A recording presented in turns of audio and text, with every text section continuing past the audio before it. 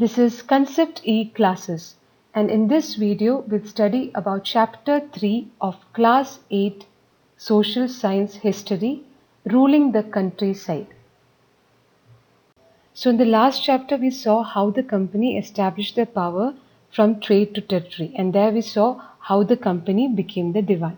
So here we'll see what happens after the company became Diwan, or how the company organized their revenues. So for that we'll study 2-3 revenue systems such as the permanent settlement, the Mahalwari Settlement and the Munro System. Then we'll also see how the Britishers, they produce crops they required for Europe, and we'll study about one such crop and the method of production. And finally we'll study about the Blue Rebellion and what happened after the Blue Rebellion. So we studied in the last chapter how the company established their power from trade to territory, and we also studied that the company became the Diwan at that time. So in this chapter we'll see what happened after the company became Diwan. So on 12th August 1765, the Mughal Emperor Shah Alam II appointed the East India Company as the Diwan of Bengal in Robert Clive's tent. So this is an image where the Robert Clive was accepting the Diwani of Bengal, Bihar and Orissa from the Mughal ruler in 1765. So after the Battle of Buxar, actually Shah Alam II was forced to grant the Diwani of Bengal. So by being the Diwani, the company had the right to collect the land revenue, and they became the chief financial administrator. So now they had to think of administrating the land and organizing the revenue resources, and they had to do it in such a way that they could get maximum revenue to meet the company's expenses, and they could buy all the products they needed and sell what they wanted. So over the years the company learned that those who had held the local power had to be controlled, but they cannot be entirely eliminated, because being an alien power they needed to pacify those who in the past had ruled the countryside.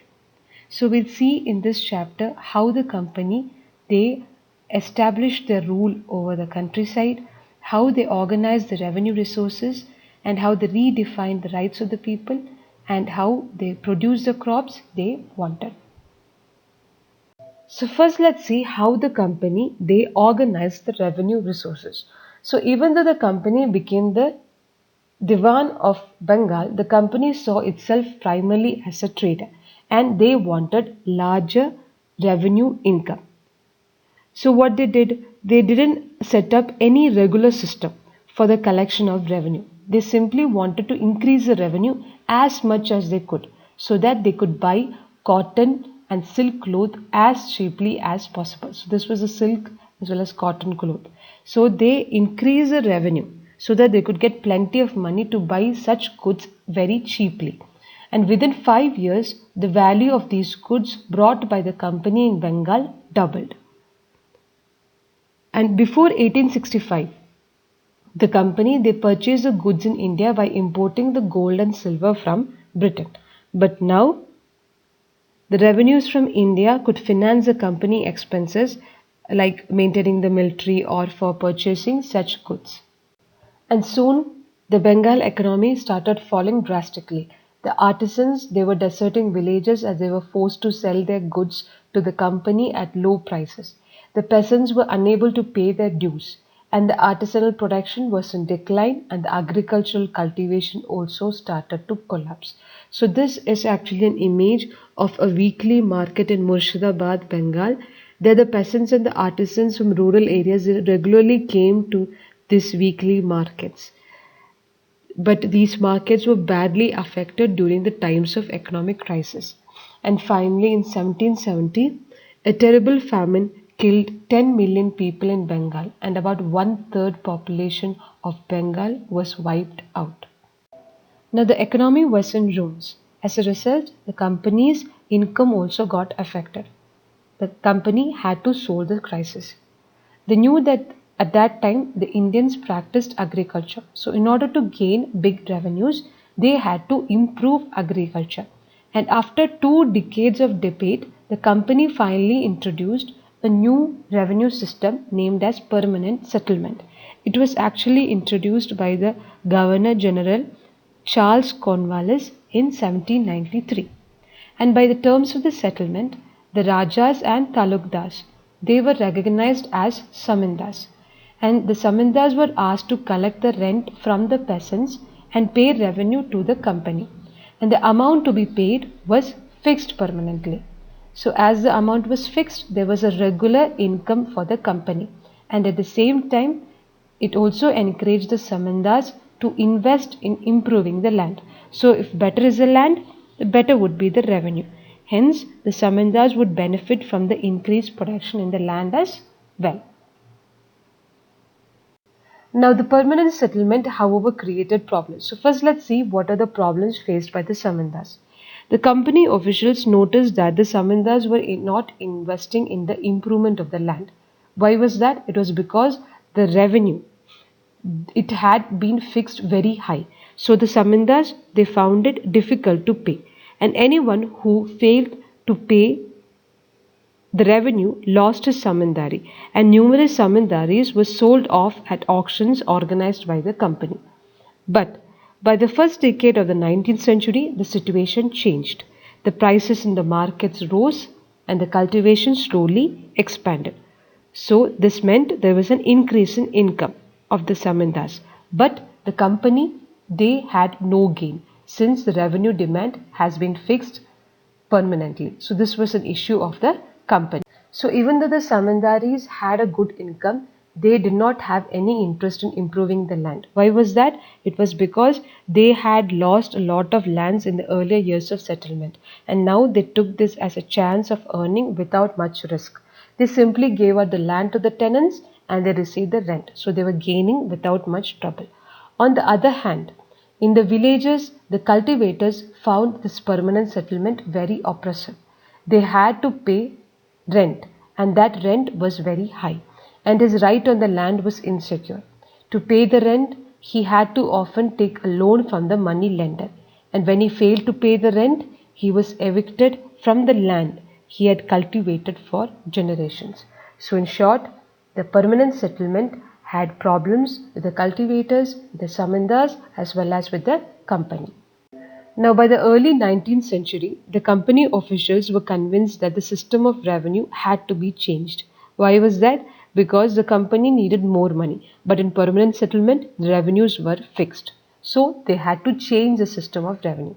Now, in the northwestern province of Bengal, an Englishman named as Holt Mackenzie, he devised a new system which came into effect at 1822, and that system was called as the Mahalwari System.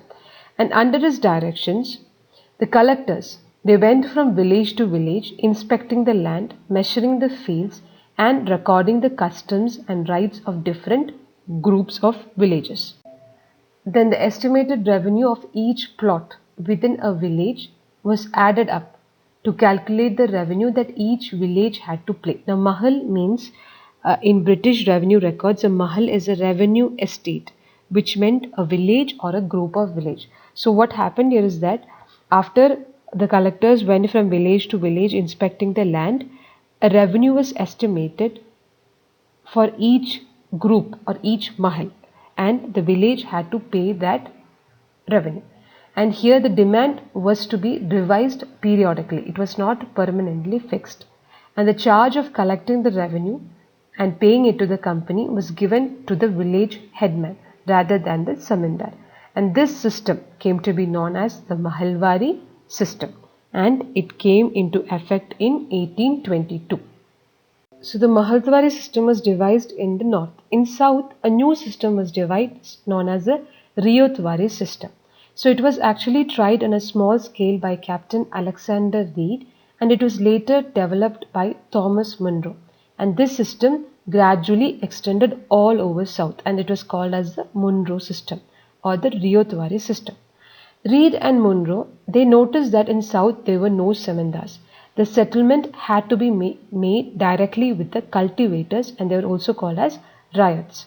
Now the fields had to be carefully and separately surveyed before the revenue assessment was made. And Munro thought that the Britishers, they act as the paternal father figures, protecting the land under their charge. But all was not well, because even though the company they imposed 2-3 revenue systems for high income, the revenue they demanded was very high. Peasants were unable to pay, and the riots they fled the countryside, and the villages became deserted in many regions.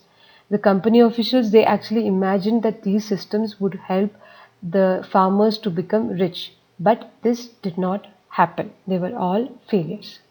So we saw how the company organized the revenue systems. Now let's see how they produced the crops they wanted. So the next topic of this chapter is crops for Europe.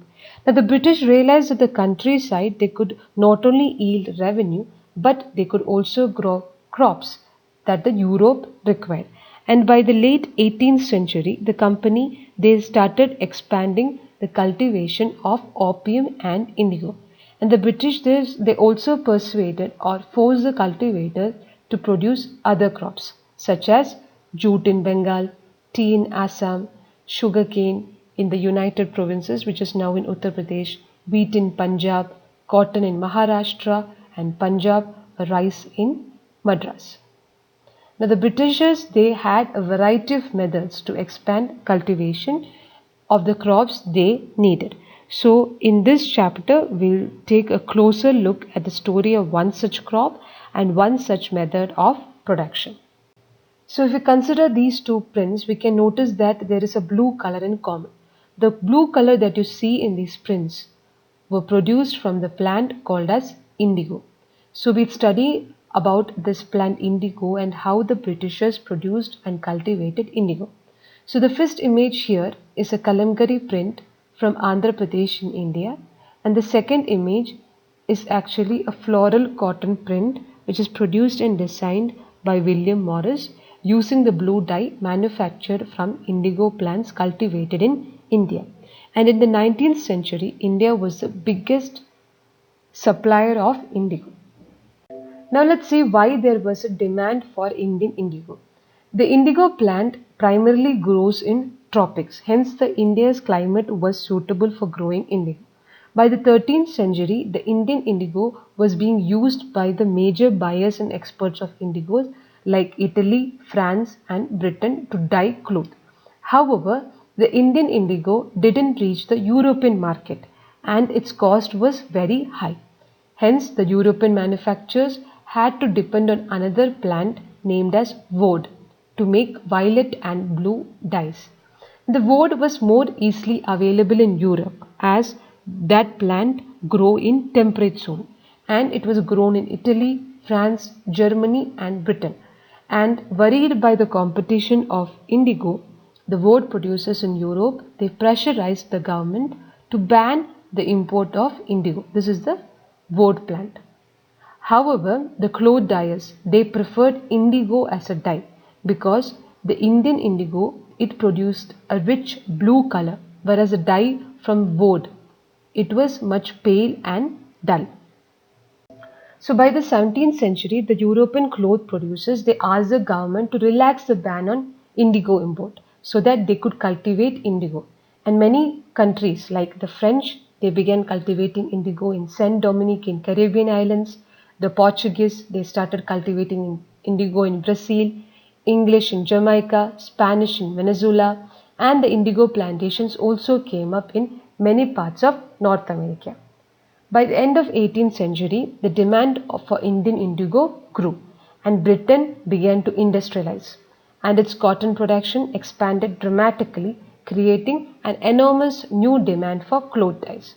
So while the demand for indigo increased, its existing supplies from West Indies and America collapsed for a variety of reasons. One of the reasons was that all these European countries they used slaves for workers as in the indigo plantation. So because of the abolishment of slavery, all the production of indigo they started collapsing, and between 1783 and 1789 the production of indigo in the world itself fell half. Now Britain was desperately looking for a new source of indigo supply, hence they had to turn to India. So the rising demand of indigo in Europe the company in India, they looked for ways to expand the areas under indigo cultivation. And from the last decades of 18th century, the indigo cultivation in Bengal expanded, and Bengal indigo came to dominate the world market. In 1788, 30% of the indigo imported into Britain was only from India, and by 1810 the proportion had gone up to 95%. So as the indigo trade grew, many officials in India, they began investing in indigo production, and they left their jobs to look after the indigo business. And attracted to the prospect of high profits, many Scottish and English men, they came to India to produce indigo, and they could even get loans from the company as well as some banks that were coming up at that time. So now let's see how indigo was cultivated. There were two main systems of indigo cultivation, the Nij cultivation and the Ryoti cultivation. First, let's see what is Nij cultivation. Within the system of Nij cultivation, the planter, they produced indigo in the lands that he directly controlled. That is, the planter, he either bought the land or rented it from the zamindars, and then he produced the indigo by directly employing hired laborers. And in India, less than 25% of the land produced indigo was under niche cultivation system, and the rest was under the Ryoti cultivation system. But there were problems with this niche cultivation. The planters found it difficult to expand the area under niche cultivation. Why was that? Because the indigo's plant could only be cultivated on fertile lands, and all the fertile lands were occupied with the food grains and other crops the Indians required. Only small plots of land which were scattered over the landscape could be acquired, and the planters needed large areas to cultivate. Hence, they attempted to lease the land around the indigo factory and evict the peasants from that area. This led to many conflicts and tensions. Secondly, the labor was not easy to mobilize. A large plantation required a large number of hands to operate, and the labor was needed precisely at that time when the peasants were usually busy with the rice cultivation. Another problem was that the niche cultivation, they required many ploughs and bullocks, and 1 bigha of indigo cultivation. 1 bigha means one plot of land, or a unit measurement of land at that time is termed as bigha. And for 1 bigha of indigo cultivation, it required 2 ploughs. So if a planter needed to cultivate indigo over in 1,000 bighas, he needed 2,000 plows. Hence, investing also became a problem. Nor could the supplies be easily got from the peasants, because most of the plows and bullocks would be seen on the rice fields. So, till the late 19th century, the planters therefore was very reluctant to expand the area under niche cultivation. And as we said, only 25% of the land producing indigo was under this system. The rest was under the alternative mode called as the Ryoti cultivation. Now let's see how indigo was cultivated under the Ryoti system. Under the Ryoti system, the planters, they forced the ryots or the village headmen to sign on the behalf of the ryots a contract or an agreement called as SETA. And those who signed the contract, they got cash advances from the planters at very low rates of interest to produce indigo. But the loan committed the Ryan to cultivate indigo on at least 25% of the land they are holding. And the planter, they provided all the equipments like seed drills, while the cultivators, they prepared the soil, they sowed the seed, and they looked after the crops. But there were problems with Ryoti cultivation as well. When the crops was delivered to the planter after the harvest, a new lawn was given to the riot, and the cycle started all over again. This is an image of how the crops were delivered from the field to the factory. So the peasants who were previously tempted by the loan soon realized how harsh the system was. And moreover, the price they got from the indigo they produced was very low, and the cycle of loans never ended. The planters, they usually insisted that the indigo be cultivated on the best soils in which the peasants preferred to cultivate rice. And moreover, this indigo, they had very deep roots and it exhausted the soil rapidly. So after an indigo harvest, the land, it could not be sown with rice. So both these systems, both the Ryoti as well as the Nij cultivation systems had their own defects. So we saw how indigo was cultivated under the two cultivation systems, the Nij cultivation and the Ryoti cultivation system. Now let's see how was indigo produced. The indigo villages were around the indigo factory. This is the indigo factory owned by the planters. After the harvest, the indigo plant was taken to the vats in the factory. There are 3 or 4 vats were needed to manufacture the dye, and each vat had a separate function. In the first vat, the leaves were stripped off from the indigo plants and they were first soaked in warm water in a vat for several hours. When the plants fermented, the liquids began to boil and bubble. Now the rotten leaves, they were taken out and the liquid drained into another vat that was placed just below the first vat. In the second vat, it was also known as a beater vat, the solution was continuously stirred and beaten with paddles by beaters. This is a vat beater. And when the liquid gradually turned green and blue, lime water was added to the vat. And gradually the indigo separated out in flakes and a muddy sediment settled at the bottom of the vat and a clear liquid rose to the surface. The liquid is drained off and the sediment, which was the indigo pulp, was transferred to another vat known as the settling vat and then pressed and dried for sale. This is just for a brief understanding of how indigo was produced. So this is the full manufacturing of indigo. So we saw how the indigo cultivation took place under the Nij cultivation and the Ryoti cultivation, and there the ryots were oppressed by the planters. So in March 1859, thousands of ryots in Bengal, they started rebelling and they were called as the Blue Rebellion, and they refused to grow indigo. They refused to pay rents to the planters and they attacked the factories armed with swords, spears, bows and arrows. The women also, they turned up to fight with their pots, pans and kitchen implements. The riots, they boycotted and the gomastas, the agent of planters who came to collect the rent, were beaten up. And the riots, they swore that they would no longer take advances to sow indigo or be bullied by the planters. Now the riots, they also had the support of local Samindas and the village headmen in their rebellion against planters. This was because all the Samindas and village headmen were unhappy with the increasing power of the British indigo planters. So after the revolt of 1857, the Britishers were extremely worried about the possibility of another popular rebellion. So when the news spread of a revolt of indigo districts, the lieutenant governor, they toured the region in the winter of 1859, and the riots, they saw this tour as a sign of the government sympathy. So they believed that they had the support of the British government as well.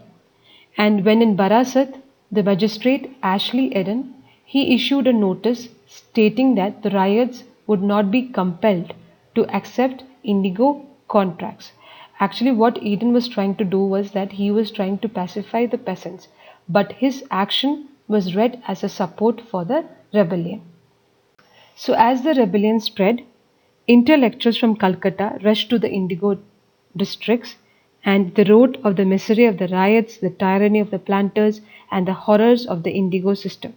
And worried by the rebellion, the government brought in military to protect the planters from assault, and they also set up an indigo commission to inquire into the system of indigo production. The commission then held the planters guilty and they criticized them for their forceful methods they used with the indigo cultivators.